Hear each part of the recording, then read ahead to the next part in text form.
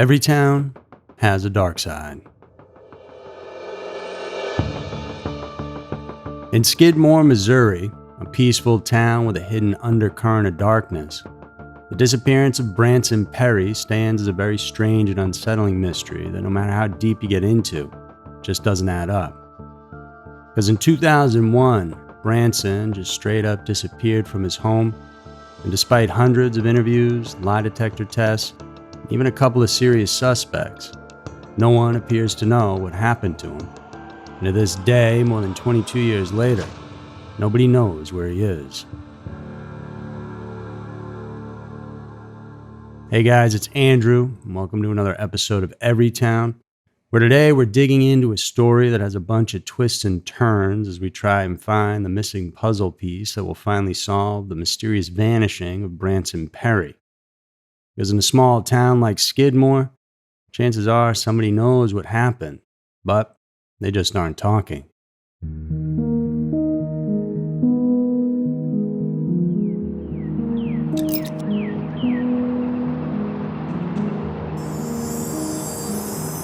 Skidmore is a rural town nestled in the heartland of Nodaway County, Missouri. It's located about an hour and 45 minutes north of Kansas City, with its population hovering just around 250 people, so it's pretty small. It's mainly flat land, and there's a lot of open fields that characterize the landscape here. And interestingly, even with just a few hundred people living there, the town has had its share of strange happenings over the years. You might be familiar with the story of Ken McEllery. It's sort of a famous one among true crime enthusiasts. Well, Ken was a known bad guy, a criminal and essentially a big bully around town. Back in 1981, after he left a busy bar that day, he got in his truck with his wife and was shot dead by somebody. And despite there being up to 46 witnesses there, no one came forward with any information as to who pulled the trigger, not even his wife. It's a fascinating story because essentially the town, without ever planning it, banded together and just decided that Ken needed to go. And so to this day, no one has ever been charged with the killing. So that sort of gives you an idea of just how tight-knit this community can be. If something or someone is off in the town, they can hone in on it, which is why the story of Branson Perry vanishing without a trace is such a strange one. No one in town seems to know what happened, and yet a lot of people were looked into. It happened 20 years after Ken's killing in April of 2001. And though the two stories are unrelated, they do show that sometimes small-town crimes can be the hardest to crack. Because authorities only have so many people to talk to, and if they don't want to give up any information, pretty quickly, your investigation can reach a dead end.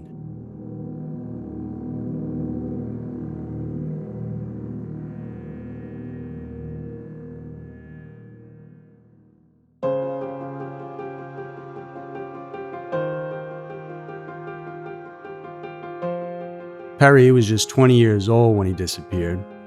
He lived a life that was fairly unremarkable.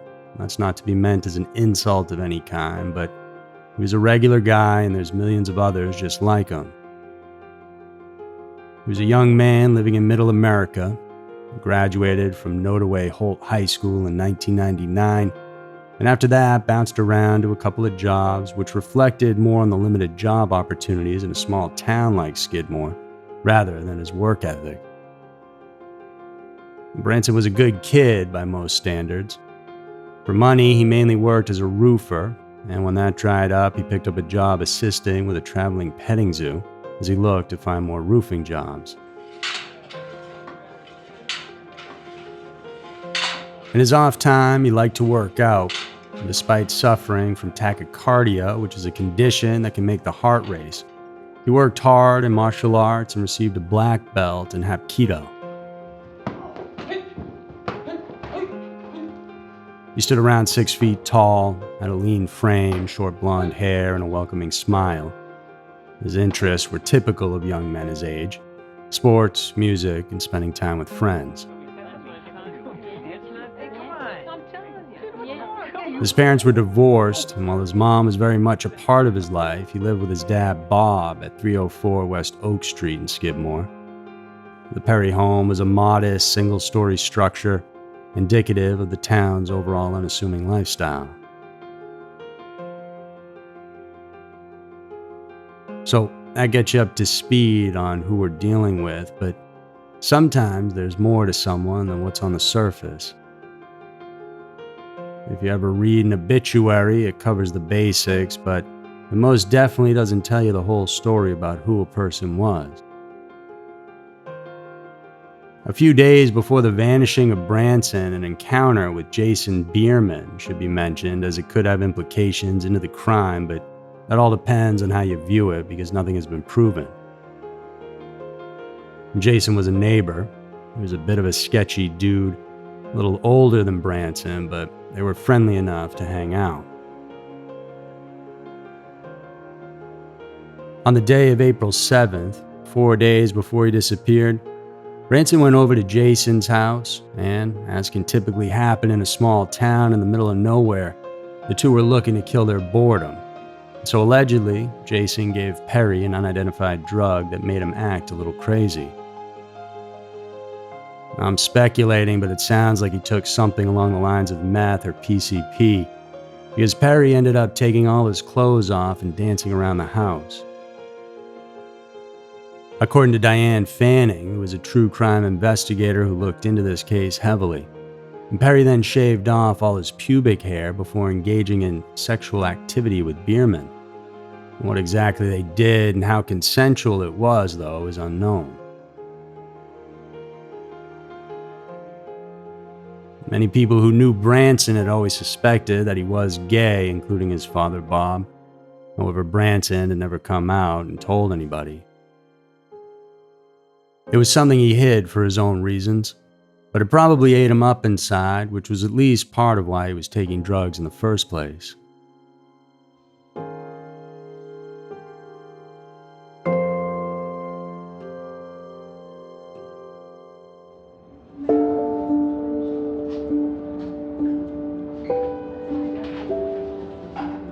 The following day, on April 8th, Branson visited the hospital where his dad had been recovering following a sickness and surgery. Every day he would go see him, check in, and this is when he told his dad about what had happened at the neighbors. Well, Bob was furious because in his eyes, Branson was still his boy. He was mad that their neighbor had seemingly drugged his child before taking advantage of him. While he wanted to confront Jason over this, he was, of course, stuck in the hospital. There would never be any real confrontation between Bob and Jason that we know of, because by the time Bob got out, his son was gone, and so he had to focus on that. But this whole incident is some strange timing, given the disappearance that occurred just a few days later. Jason was never officially a suspect. He was questioned, but you have to wonder if perhaps there's more to this angle. Maybe there was something more to the story as to what actually happened that day. Maybe Jason thought he was going to get in trouble for something, and so he had to do something about it. Or perhaps the drug Perry took, whatever it was, had long-lasting effects, and it did something to his brain that directly led to his disappearance in one way or another. Maybe he decided to leave, or maybe got involved with the wrong person. All these are the questions that we and the authorities are seeking to answer. And so to get a better idea of the mystery at hand, let's head over to the day that it all happened.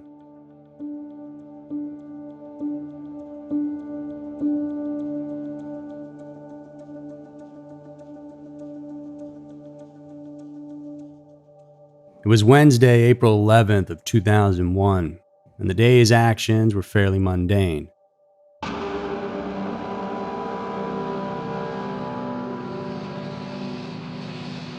Branson was doing a deep clean at his dad's house in anticipation of him returning from the hospital at any time.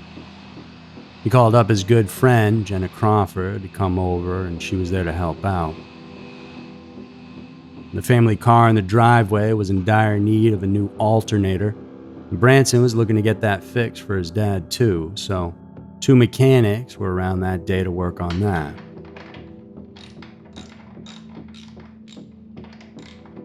With them outside tinkering away, Perry and Jenna got to work vacuuming, Windexing the windows, and wiping down the countertops.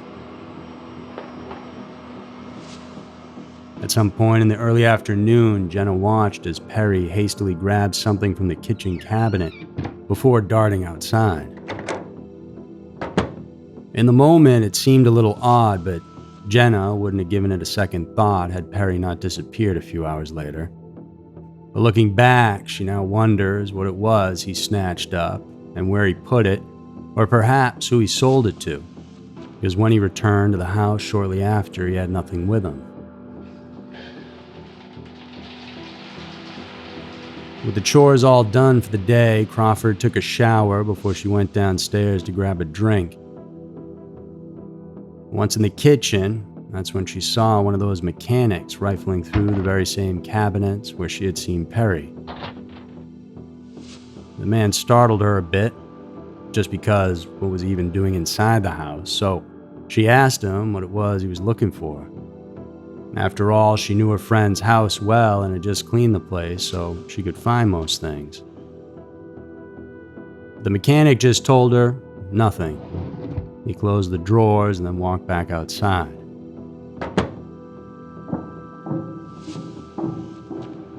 After that, Jenna went upstairs to lay down for a bit, and that's when she saw Perry on the lawn out front.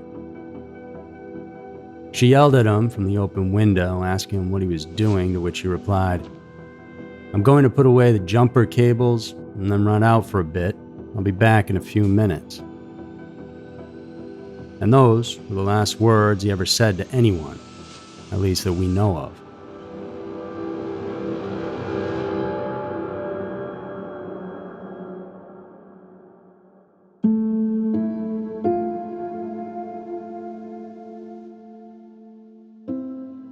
According to Jenna, that was around 3 p.m., and presumably he was heading to the shed on the property where the cables were kept along with the rest of the tools.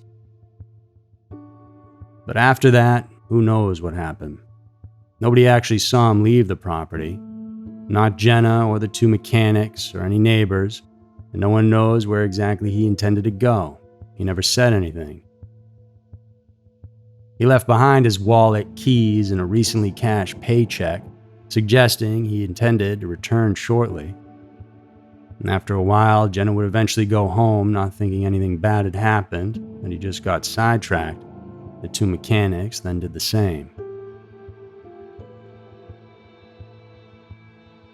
It would be Branson's grandmother, Joanne Stinnett, who first realized that something was seriously wrong when the following day she went to visit her son Bob at the hospital.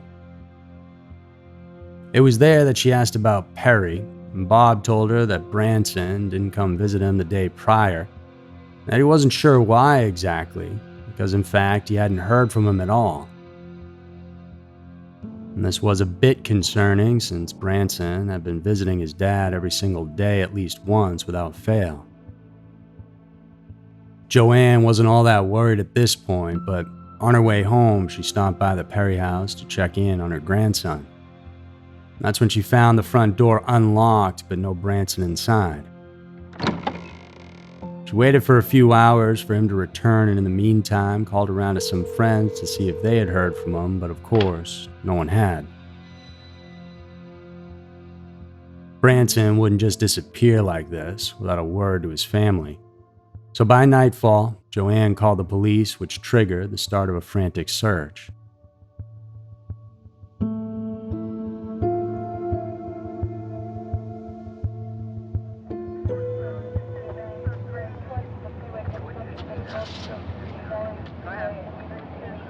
The hunt for Branson was extensive and involved multiple agencies, including local police, the Missouri State Highway Patrol, and numerous volunteers. Air and ground searches were conducted, covering the surrounding areas, fields, and woods. They covered around a 15-mile diameter. And as the investigation deepened, it was revealed that Perry may have been more involved in drugs than many people knew about. Not even his family and close friends. He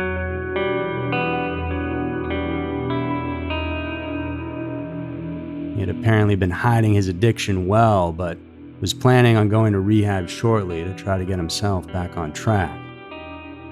And this would help explain why he told his dad in the first place about what he had done at the neighbor's house. Branson was 20 years old, so a grown man. It wasn't so much that Bob was mad because he felt his son was taken advantage of by Jason, the neighbor. But the rage was because he was giving Branson access to drugs when he was trying so hard to get off them. Because of this checkered past with drugs, plus Branson's personal belongings and cash being left behind, authorities suspected foul play might be involved. They thought it was possible that what he grabbed from the cabinet that day were drugs, perhaps his own personal stash that he was going to sell before heading off to rehab. And whoever he met up with likely held the key to knowing what happened to the young man. However, this case would go on to take a very unexpected turn when a suspect no one expected eventually got on the cops' radar. Over the course of a few months, hundreds of people were interviewed, including known druggie friends, but nobody was talking or had any information to give. So lie detector tests were administered, mainly to individuals who were last known to have seen Branson, including the two men working on the car at his house, his friend Jenna, and the neighbor. But remarkably, all of them passed, and so this only deepened the mystery. Over time, this case eventually went cold. But then, just one day shy of the 2-year anniversary, a disturbing suspect was arrested on unrelated charges. But what police found while searching his belongings led them to believe that he may have knowledge as to what happened to Perry. And it was pretty dark.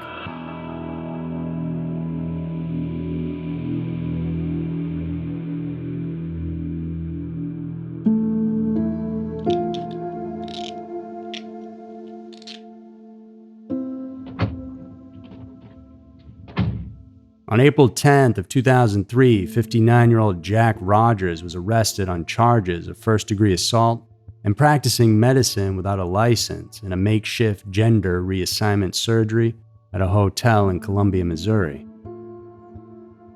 Rogers was, on the outside, an upstanding member of society. He was a Presbyterian church minister and even a Boy Scout leader looking after the youth of America, making sure to shape and mold them into the men they'd someday grow up to be. Police went to his house to investigate his belongings and computer. And that's when they uncovered a whole bunch of pictures of young people. The kind of pictures that no one should have, let alone a 59-year-old minister. Digging further, they found he was very active on various message boards, where under usernames like Bugger Bud and Extreme Body Mods, he posted graphic stories about the mutilations of people that he had conducted firsthand. And why he got on the radar of authorities for being involved with Branson was, one, because of his proximity to Skidmore, but also because he told a story of picking up a hitchhiker. And this person, looking for a ride, was a young blonde man who he eventually tortured, mutilated, and then murdered, leaving him buried somewhere out in the Ozarks. Looking more through his property, they found a turtle claw necklace in one of his cars that looked very similar to one owned by Branson. Despite all this, though, he claimed to have not been involved with Branson, and that what he wrote was just pure fiction. At his sentencing for the other crimes, Perry's mother begged for Rogers to reveal his whereabouts. Rogers denied being involved in the disappearance. And ultimately, she says she believes him.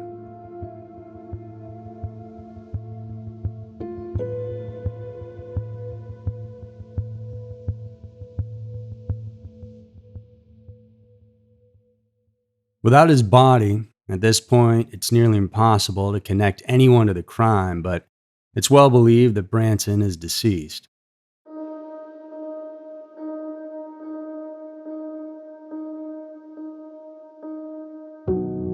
The chances of no one seeing or hearing from him would be a tough feat for anyone to pull off in this day and age. Added to this, the fact that Branson had nothing to run from. Through the years, law enforcement has stated that they have their suspects and that they are from the town of Skidmore, but they're unable to make a real move until they get some hard evidence.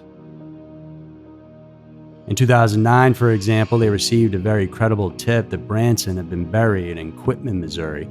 So they spent 2 days digging where they thought he was, only to come up empty-handed. And Joanne, his grandmother, said in 2011, "Around town, we searched every oil well, every outside toilet.